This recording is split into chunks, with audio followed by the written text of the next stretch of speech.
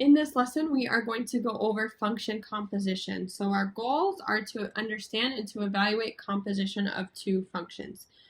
With function composition, we're applying one function to another. So for instance, if we have two functions, let me write this in a different color, f of x and g of x, the composition of the two may look something like this. Okay, so what you need to know here is that this open circle between f and g, when we're talking about functions, means composition.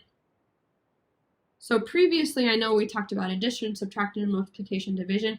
You have to know what this notation means. So some refer to it as fog, but there's that little open circle between the two of them. It's not multiplication. It means function composition. In this case, because of the way this is written, g is closer to x, or it's referred to as the inner function, we would be applying g into the function f, but we'll take a look at what that looks like. Example 1, find f of g of x, is how you say it, for the given functions f of x and g of x. So f of x is equal to 5x plus 2, and g of x is equal to 5x minus 2.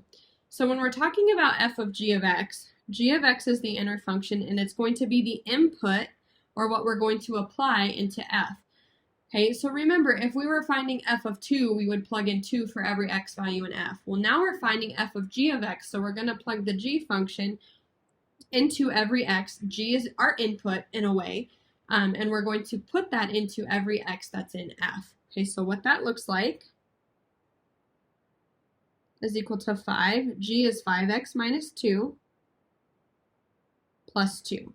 Okay, so g was applied to f, or was the input into f. Okay, and then from here we can simplify. 5 times 5x is 25x. 5 times negative 2 is negative 10 plus 2. So we have 25x minus 8 as our final answer. Okay, so this means, remember, this circle here means composition. Example 2, find g of f of x for the given functions f of x and g of x. So f of x is equal to x minus 2, and g of x is equal to x squared plus 1. So in this case, the way that this is read is we're putting f into g now. So f is going into g. So we're going to input f in for every x in g. Okay. So the order, like on the last slide we did f of g, now we're doing g of f. So x minus 2 is going to go in for every x in g.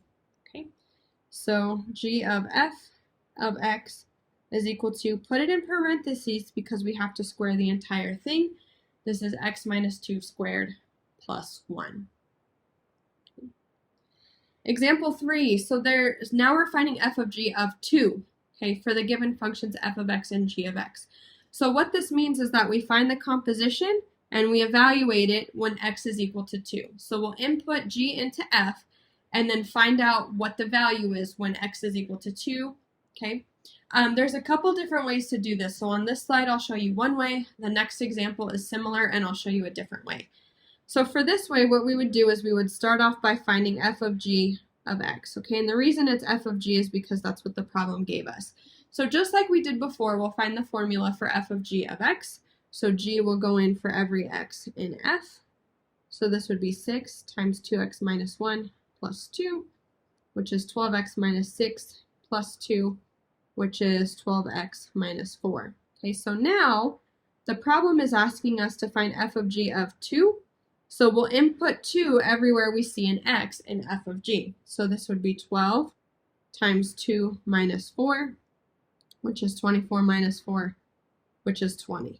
Okay, so this is one way to do it. Okay, and in summary, the way you do this is you find the formula for f of g of x first, and then you use the input value, whatever value of x they give you, into that formula. Okay, so find f of g, input the value that they're asking.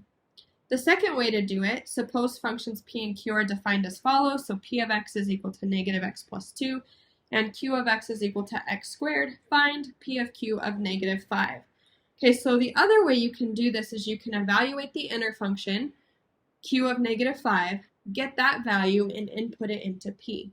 Okay, so it's the same as what we did before, except we're jumping right into evaluation rather than the function formula.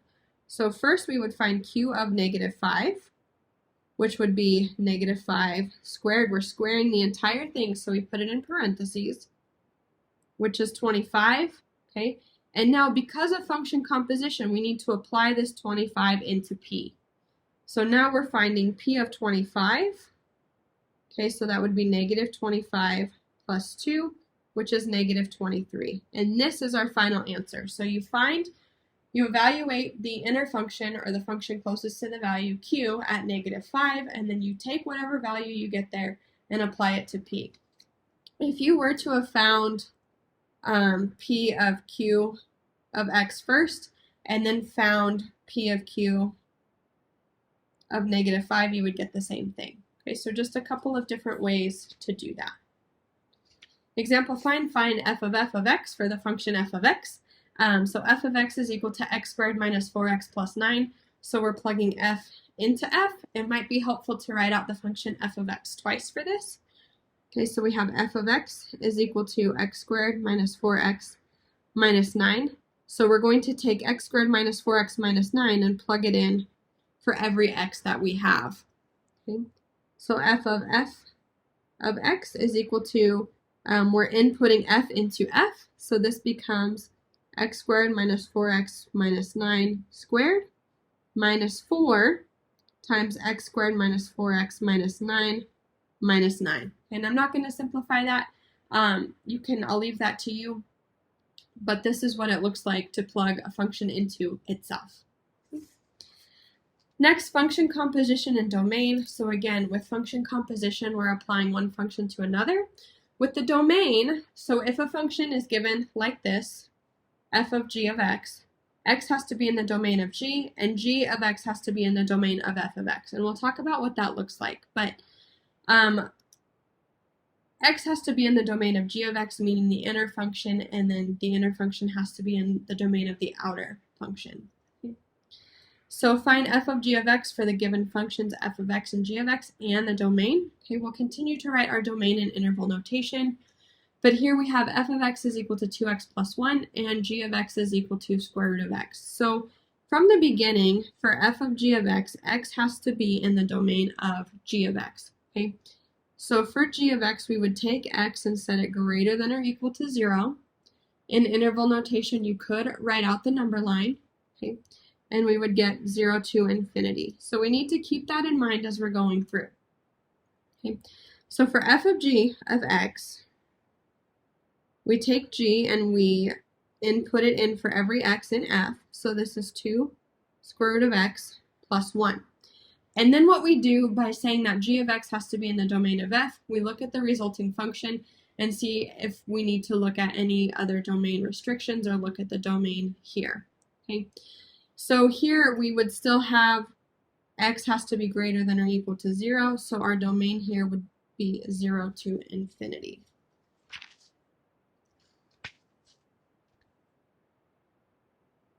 Okay, up next, example 1b, so find g of f of x for the given functions f of g of x and the domain. Okay, so for our inner function, it's f of x. There are no restrictions on f of x, so we don't have to worry about that part of the domain, but we do need to do the composition and find out if there's any other restrictions we need to consider. Okay, so we'll take f and plug it in for x in our g function, which is equal to the square root of, instead of x, 2x plus 1. And for domain of square root, we do have to take what's under the square root and set it greater than or equal to 0. So we would take 2x plus 1 greater than or equal to 0 and solve for x. So we'll subtract 1 from both sides and we'll divide by 2. X would be greater than or equal to negative 1/2. If you wanted to draw your number line to write this in interval notation, it can be negative 1/2 or greater. So in interval notation, negative 1/2 to infinity. And this is our final answer for the domain. Okay, so there was no restriction on f, but once we plug f into g, or once we input it into g, we have to look at the resulting function and see if there's anything else to consider for the domain. Example 2, find f of g of x for the functions f and g and the domain. So we have f of x is equal to 3x minus 4 and g of x is equal to x plus 4 over 3. For g, there are no restrictions. Even though there's a denominator, it's just the number 3. Okay, there's no x there, so there's nothing that could possibly make it 0. Okay, so our domain of each of the original is all real numbers, so we'll take g and input it in for x and f. G is x plus 4 over 3 minus 4, and then we simplify. So multiplication by 3 and division by 3 cancel. We're left with x plus 4 minus 4, which is just x. Okay, the domain would still be all real numbers. There's no so our domain of f and g were negative infinity to infinity. Our function that we got is x. There's no restrictions to consider, so our domain is negative infinity to infinity, or all real numbers. Okay.